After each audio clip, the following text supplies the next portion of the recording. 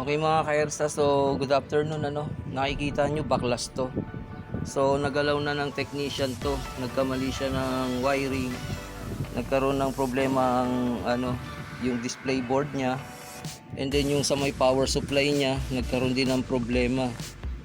So as usual, hindi ko na uli ituturo sa inyo kung ano yung trinobol ko dito para matuto kayo, tsagain nyo na lang.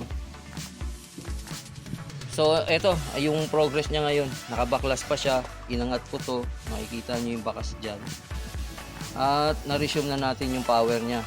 Pinapakilala ko nga pala sa inyo, Kapwa-Tech natin. Yan. Isang hapon, eto, aprobado. Rekomendado, at 200% pa. 200%. Okay, mga ka-ERSA. So, okay na tayo dito sa ginagawa natin mga ka-ERSA. Yan, binaypass ko yung door switch. Binaypass ko rin yung kasi ito, yung door switch na to, pagka humaba to, tatama to dito, may magnet to mga ka-ERSA.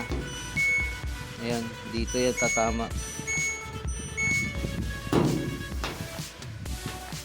So magkakaroon kayo ng door error pagka nakatanggal yan. Kailangan may magnet kayo dyan. Ingat lang kayo pagka nagba-bypass kayo ng ganito, kasi yung iba dinidikit to, may magnetic naman to, pero yung iba yung electronic type nito mga ka-ERSA, didisgrasyahin nyo yung board. So pag-aralan nyo muna yung circuito bago kayo magdirekta. Okay, thumbs up na natin to. Thank you and God bless po.